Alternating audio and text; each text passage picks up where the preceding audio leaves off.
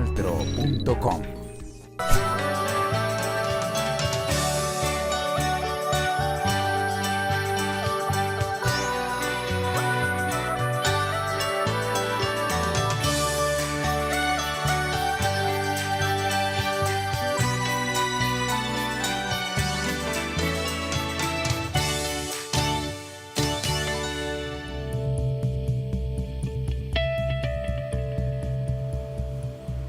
Hola televidentes, sean ustedes nuevamente bienvenidos a este su programa ¿Qué puedo hacer por la paz? Hoy un tema muy importante, ¿qué mirada se tiene desde los medios de comunicación a todo lo que ha sido el tema del conflicto armado en Colombia y por supuesto al proceso de paz que se lleva en este momento en nuestro país? Y qué mejor que tener a dos invitados quienes son de medios de comunicación y quienes nos pueden ver o dar a conocer cómo es su mirada y qué encuentran ellos en ese proceso, dejando claro en los años de conflicto en que hemos vivido en nuestro país. Le doy la bienvenida a Alfredo Ramírez Parra, caricaturista de La Opinión y Razón Pública. Bienvenido y gracias por estar con nosotros, Alfredo. Gracias por la invitación.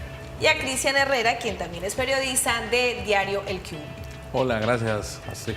Gracias por estar ustedes acá y por querer hablar con nosotros sobre la importancia de los medios de comunicación a la hora de informar, pero también es dejar claro cuál es la visión o cuál es el objetivo en ese momento de los medios de comunicación cuando hablamos del proceso de paz. Pero realmente, ¿cómo está la mirada de los medios de comunicación hacia el conflicto? Cristian, ¿qué opina usted? Pues yo creo que en los medios regionales todavía le falta mucho. Tener una mirada centrada hacia lo que se viene, el proceso de paz con las FARC. Pues hay muchas cosas que faltan, muchas cosas por ahondar, enseñarle a la misma comunidad qué es la paz, porque la paz no es solamente una firma, después de eso viene mucho más, que es lo que yo creo. Alfredo, ¿qué opinas? Pienso que no solamente a nivel regional nos falta, sino a nivel nacional también. El problema radica en que realmente no estamos seguros de qué se ha firmado o qué se ha acordado o qué se está hablando en La Habana. O sea, a nosotros nos llega lo que nos dice la presidencia, las comunicaciones de allá, pero realmente no sabemos los puntos álgidos que se han tocado hasta dónde han llegado. Entonces es una faltante que tenemos en general todos. ¿Y creen ustedes que los medios de comunicación de a poco se han abierto como a esa búsqueda o de pronto sí han buscado la manera y no han encontrado? Yo creo que se han abierto poco. Les falta lo que te decía, ahondar más en el tema, investigar más y mostrarle a los lectores o televidentes o radioescuchas qué es eso, qué es el proceso de paz. Pues porque cuando uno va al Catatumbo y habla con el campesino no sabe qué es la paz. A mí me pasó, yo duré 4 meses haciendo un trabajo en el Catatumbo y no le preguntaba qué es el posconflicto, qué es la paz, ¿no? Es lo que vemos en los medios, pero ¿qué vemos en los medios? Nada. Que tampoco tienen conocimiento de la llegada del Estado también a esa zona del Catatumbo, ¿no? Claro, ¿no? El Estado, o sea, en la televisión o desde acá uno escucha al gobierno hablar muchas cosas, qué es lo que le va a llevar a los campesinos, pero no sé, ellos no saben y no tienen ni cinco ni pizca saber qué es lo que les va a llegar a ellos. Pues realmente la situación es bastante complicada y siguen creciendo la lista de las víctimas en nuestra región, específicamente acá en norte de Santander. Ana Doris Rodríguez es una de ellas, víctima de la violencia que se ha vivido en nuestra región, pero a raíz de ese conflicto entre grupos subversivos y el Estado.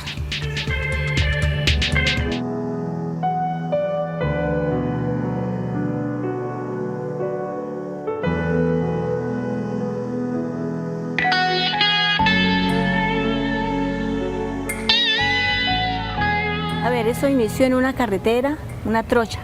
A mí me llevaron de ahí y yo pensaba que a mí me iban a ir a matar, porque uno piensa eso, lo peor. Pues sí, a mí me llevaban y fueron 3, 4, hasta 5 horas caminando con ellos. Primero en un carro, luego a pie, nos llevaron a unas casas de palo y ahí duré por varios días, meses, e igualmente pero salí adelante, gracias a mi Dios. Que pasaron cosas horribles, sí, solamente Dios y yo lo sabemos. Pues, a ver, el secuestro es algo muy duro. Yo creo que se pasa de castaño oscuro, porque son cosas que uno no está acostumbrado a ver ni a hacer.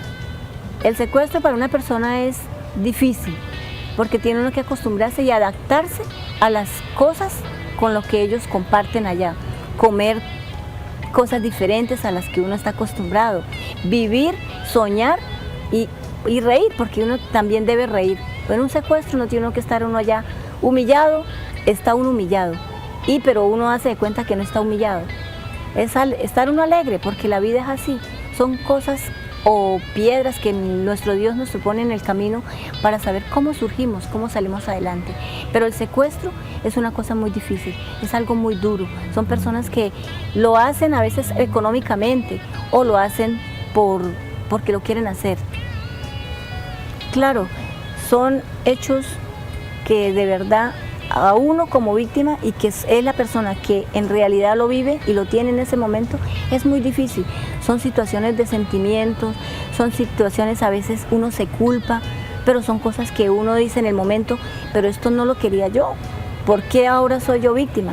Víctima de desplazamiento es una persona cuando a uno lo sacan de su tierra, lo despojan de sus cosas, a veces de lo más apreciado que es la familia. Y nosotros decíamos, nosotros nacemos solos, pero es muy importante tener el dinero también, porque así uno suple necesidad. Y la persona de desplazamiento forzado es muy difícil llegar a otro departamento con los hijos en las manos y sin nada que comer. Es muy difícil. Uno como víctima necesita o tiene unos derechos que uno no los conoce en el momento de su llegada. A partir de todo eso nace el talento humano de la persona porque uno ha pasado por su necesidad y viendo uno el desespero que uno lo ha vivido y viendo las demás personas sufriendo, uno desde ahí empieza a decir, tengo que hacer algo por ellos. Y desde ahí nace el liderazgo de ser defensor de los derechos humanos de las víctimas, de mi desplazamiento. Porque aparte de mi desplazamiento, yo tengo más hechos victimizantes, que son como el secuestro, la violencia de género, que es la más delicada y es la que menos con reparación contamos, el despojo de tierras y las amenazas. Entonces eso para uno es muy difícil y uno como víctima no conoce. Pues yo sentía tristeza y también sentía alegría porque yo tenía mi familia acá, algunas familiares, pero es muy duro porque nadie lo conoce, nadie le da trabajo. Primero va uno a buscar un empleo, lo que le dicen es recomendaciones, uno no tiene, es muy duro. Y así como yo pasé tanta necesidad, así están pasando muchas más. Impotencia es no poder sacar a esa gente adelante, que en realidad uno se va a esos asentamientos, se va a uno de esos barrios periféricos de la ciudad y uno ve la pobreza extrema, que en realidad como víctimas lo he vivido y sé que así es. No se volviera a ver un secuestro, ni una amenaza, ni una tortura, ni una violencia de género, porque eso sí es muy triste. Alfredo, una pregunta, ¿cuál cree usted que debe ser la posición de los medios de comunicación frente a los casos de víctimas que tenemos en nuestro país? Pues nosotros tenemos la responsabilidad como medios de contar realmente lo que ellos vivieron y contarlo tal cual fue, no contar una historia un poco más suave que otra, sino tratar de que la gente conozca esos testimonios crudos como son, como contaba la invitada, porque esos son los que realmente nos aterrizan un poco en la situación de lo que significa la violencia y en qué momento va a dejar de ser esa violencia el causante de eso. Pero fundamentalmente es asumir la posición crítica y sincera y directa de lo que ha pasado. Cristian, usted que ha sido un periodista que ha tenido o que ha estado muy vinculado a todo lo que es el tema de orden público, el conocer casos de víctimas reales del conflicto armado que se vive en Colombia ha sido impactante para cualquier periodista, obviamente, pero el trato que se le ha dado por parte de los medios, ¿cree usted que es digno? Lo que pasa es que, a ver, cuando uno trata un caso de una víctima de violencia, hay que ver muchas cosas. Está el paradigma de la misma víctima que está asustada, está el mismo gobierno que dice que tiene unas ordenanzas, tiene unas leyes que no se puede porque se revictimiza a la víctima. Entonces son situaciones que uno no sabe qué hacer, si lo cuento bien, pero si no lo cuento, peor. Entonces ahí es donde uno tiene que entrar a mirar qué hago. Pero entonces el que hacer es contar las cosas como son. Así no les gusta a muchos, así digan que es que uno es amarillista, que es que solamente se busca el sensacionalismo. No, son historias reales que han pasado, que siguen pasando en el país y que es bueno que la gente las conozca para que vea lo que y no querer tapar el sol con un dedo. Y tantas historias de víctimas que aún se han dejado de contar. Nosotros nos vamos a nuestra primera pausa comercial y ya regresamos con más de ¿Qué puedo hacer por la paz? Bueno, televidentes, nosotros continuamos acá en ¿Qué puedo hacer por la paz? Estamos con nuestros invitados, Alfredo Ramírez y por supuesto también Cristian Herrera, ambos periodistas de nuestra región. Trabajan en dos medios de comunicación de acá, de nuestra ciudad, de norte de Santander básicamente. Vamos a preguntarle a Alfredo, ¿cómo puedes plasmar en una caricatura el proceso de paz? Todo lo que se ha vivido también dentro del conflicto armado en nuestro país y sobre todo lo que se vive en la zona del Catatumbo. En las caricaturas lo que hacemos es representar lo que está sucediendo y que conocemos a través de los medios básicamente. No tanto lo que es el proceso de paz en sí, sino toda la negociación que se ha suscitado, lo que pasa de uno u otro lado, las declaraciones de la parte del gobierno, las declaraciones de parte del grupo guerrillero, y hay situaciones que nos permiten a nosotros como caricaturistas lograr una u otra viñeta diferente. En este caso, por ejemplo, la foto que se tomaron los guerrilleros sobre el catamarán de paseo en las playas de Cuba, en los mares de Cuba, las fotos en el partido de béisbol y cosas como estas son las que nos permiten a nosotros tener una opinión sobre lo que está generándose alrededor del proceso de paz, no tanto sobre los resultados que se dan. Es difícil de pronto llegarle también a la persona que compra el periódico para ver las caricaturas que usted hace. Pues el proceso de paz es una de las fuentes más continuas de temas para caricatura por todo lo que pasa, por todo lo que hablamos. Y no es difícil hacer una caricatura del proceso por todo lo que pasa alrededor de él, el término de los sapos que nos vamos a tragar, el término del posconflicto, lo que hace la guerrilla, lo que hace el presidente, en fin, todo eso se presta para ser caricaturizado. Cristian, la situación en la zona del Catatumbo, muchas veces los medios de comunicación y lo muestran a nivel nacional, pero cuando hay esos conflictos que se pueden mostrar y que para ellos según es noticia, pero realmente el Catatumbo todo el tiempo es noticia por el conflicto que se vive en esa región tan hermosa del norte de Santander, porque que allá convergen varios grupos armados, tanto de guerrilla, bandas criminales, todo lo que tiene que ver con el narcotráfico. Ese contacto que usted ha tenido de pronto con la gente allá, con esa zona, al hablar del conflicto, ¿ellos cómo lo toman?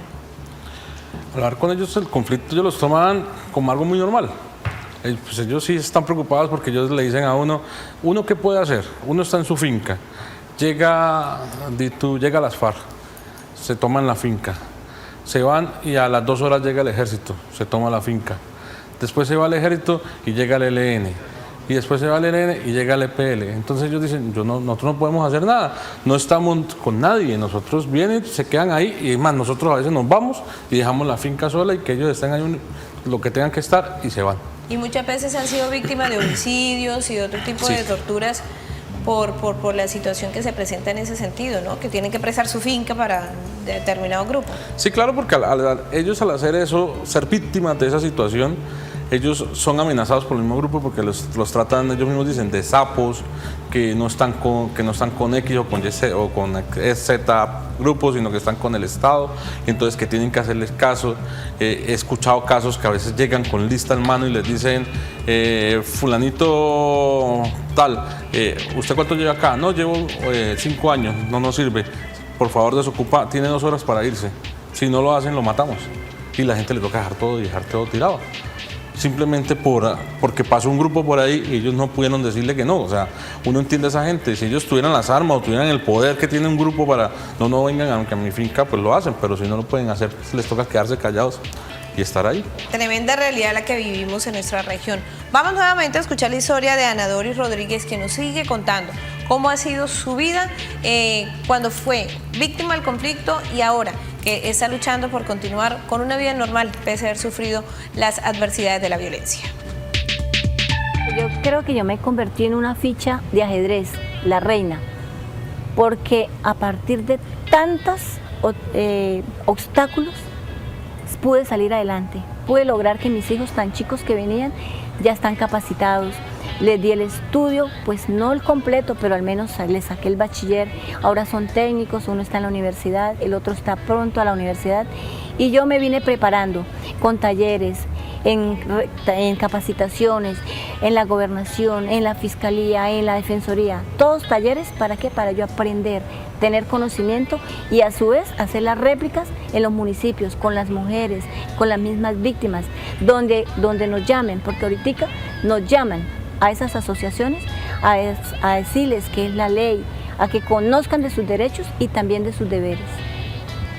Pues nosotros lo que tenemos en común es que hemos sufrido el mismo dolor y sabemos cómo allegarle, porque nosotros le iniciamos, mire, yo pasé por esto, sufrí esto y muchacha, ánimos, aquí no nos podemos dejar derrotar, hay que salir adelante, nosotros somos fuertes, nosotros no queríamos esta guerra, estos hechos, pero igualmente la vida o la guerra o el país está tan lleno de crueldad que a veces con las menos indicadas hacen esto.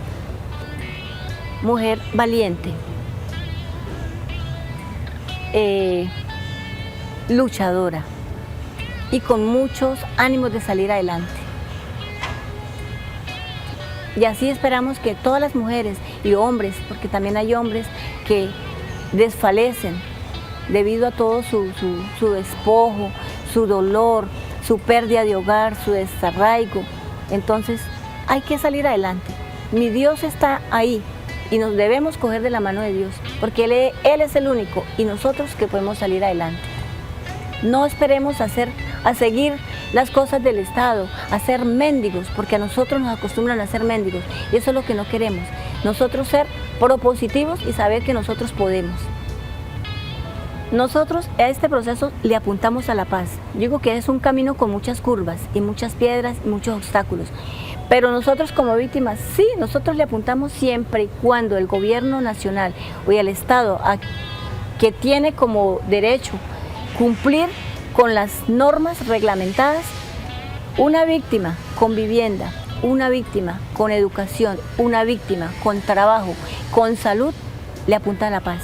Pero si una víctima no tiene nada de eso, igualmente, dígame, ¿qué paz puede haber en una víctima donde sus hijos estén aguantando hambre, estén pagando arriendo, no tengan trabajo, no tienen educación y aparte de eso tienen un desconocimiento total que existen unos diálogos de paz? Entonces, una víctima con hambre, seguro que en ese proceso no le llega la paz. Totalmente convencida, una víctima a la que no le lleguen las soluciones reales por parte del Estado, pues seguirá siendo víctima y no va a salir adelante. Sin embargo, también quedan esas personas que son víctimas de la violencia, que buscan de alguna manera salir adelante. Cuando yo les digo a ustedes posconflicto, ¿qué se le viene a la cabeza, Cristian? Algo después del conflicto, pero no se sabe qué va a ser ese algo, es algo incierto. ¿Por qué incierto? Porque hasta el momento no se sabe qué va a pasar con la gente, qué va a pasar con la gente del campo. O sea, la de la ciudad está bien, entre comillas, pero la del campo, ¿qué le pasa? En el Catatumbo, donde siempre ha confluido en los grupos armados, se habla de paz, pero ¿qué paz va a haber allá cuando están los tres grupos, están las bandas criminales? Solamente va a salir de juego uno, que es las FARC. ¿Qué pasa con el ELN, las FARC y la BACRIM? Eso es. Eso también entra dentro de un proceso de paz. ¿Qué piensa usted cuando yo le digo post-conflicto? Para mí yo creo que inclusive más complejo que toda la negociación en sí de la paz, porque es qué va a pasar después con la gente, con las víctimas y con los reinsertados en Colombia. Van a convivir juntos, reinsertados y víctimas, en algún momento van a dar una solución de vivienda social, van a tener trabajo, oportunidades laborales todos ellos, porque si pillamos por ejemplo en Cúcuta con una informalidad del 70% y con una zona de influencia tan grande de las bandas criminales y de la misma guerrilla, ¿qué va a pasar acá? Van a llegar los resultados y ¿qué van a hacer? Ahí es donde se dice, no es solo una firma, son varias soluciones que tiene que traer el proceso de paz y no es solamente decir ya hubo un proceso de paz, sino es un trabajo que adelanta el Estado para lograr que ese proceso de paz se mantenga y se aparezca esa tranquilidad que requiere el país. Difícil, pero tenemos que luchar por ello. Nos vamos a nuestra pausa comercial, pero ya regresamos con más de ¿Qué puedo hacer por la paz?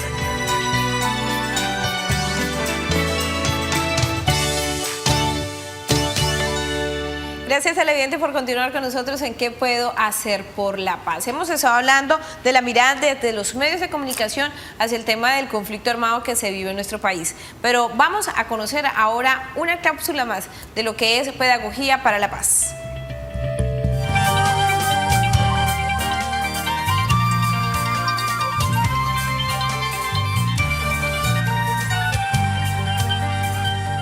Obviamente la justicia ordinaria no podría desarrollar un proceso de paz, porque una justicia ordinaria propone una condena igual o superior al acto que cometió una persona frente a una violación del Código Penal. La Jurisdicción Especial para la Paz es crear las garantías dentro de un marco de justicia transicional en donde puedan desarrollarse algunas penas que, si no bien están acordes a un derecho penal, bien cumplen unos estándares de la Corte Penal Internacional. Las personas que confiesen sus delitos y que no sean de lesa humanidad tendrán de 5 a 8 años Las personas que no confiesen sus delitos y una vez se les demuestra la imputación de cargos, tiene hasta 20 años. Y las personas que no se acojan a la justicia transicional pasarían a la justicia ordinaria penal.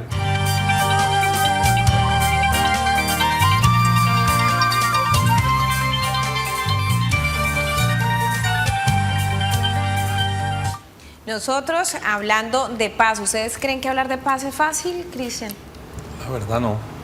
En un país como este hablar de paz es muy difícil porque empieza por nosotros mismos y nosotros mismos a veces somos muy violentos hacia nuestro vecino, hacia nuestro mismo amigo, hacia el quien tenemos al frente.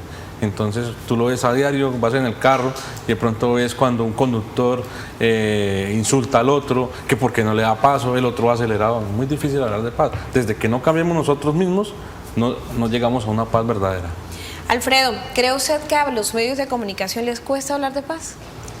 Sí, yo pienso que sí, porque es que todo no es un tema sencillo y cada medio también, aunque no lo queramos entender, tiene su vertiente política. Son de uno u otro bando y en Colombia está clarísimo que están los que quieren la paz y los que de cierta forma no la quieren. No es que no la quieren, sino que están en contra de la forma como se ha venido logrando lo que se ha, lo poco o mucho que se haya logrado. Entonces para los medios están realmente en la mitad y es difícil también. Y para los medios hablar de las víctimas, Cristian, ¿qué piensa? A veces es algo muy duro hablar de las víctimas, por lo mismo que yo le decía hace rato, que la misma víctima no le da como miedo a abrirse y nosotros tenemos es fundamentado en las víctimas del paramilitarismo. ¿Desde dónde se agarraron las víctimas del paramilitarismo? Desde los mismos paramilitares. Nosotros nunca fuimos a hablar con aquella señora que le mataron sus 4 o 5 hijos a ver qué fue lo que pasó. No, nosotros era el paramilitar ahí al frente hablando y contando sus historias y nosotros le hacíamos el eco, todavía le seguimos haciendo el eco al paramilitar porque no miramos desde el fondo de esa familia qué fue lo que pasó, cómo sufrió, porque el paramilitar se justifica, dice no, nosotros los matamos porque eran guerrilleros, pero ¿de verdad eran guerrilleros? Es la pregunta que uno se hace. Para volver una víctima en una caricatura o plasmarla en una caricatura es complicado, Alfredo. Sí, para mí siempre ha sido duro el tema de las víctimas por realmente todo lo que cuenta Cristian y lo que uno conoce que ha pasado. O sea, son unas situaciones supremamente complicadas, historias de vida muy, muy dolorosas y uno plasmar eso en una viñeta pues es duro. Generalmente yo cuando quiero hacer referencia a una víctima pinto una persona con sombrero, el pantalón mangado y una camisa de cuadros y generalmente desplazados, que para mí es como el ejemplo más claro que tenemos nosotros dentro de la ciudad de ver la conexión con las víctimas, pero es muy, muy, muy duro. Alfredo Ramírez, gracias por estar con nosotros. Gracias a ustedes por la invitación nuevamente. Cristian Herrera, gracias por estar con nosotros y aceptar esta invitación. Gracias a ustedes por haberme invitado. Bueno, y a nuestros televidentes, como siempre, también muchas gracias por estar con nosotros, invitarlos para vernos nuevamente en una próxima oportunidad, pero desde ya les digo que se pueden quedar con toda la programación que les tiene preparada la Televisión Regional del Oriente. Gracias por estar con nosotros.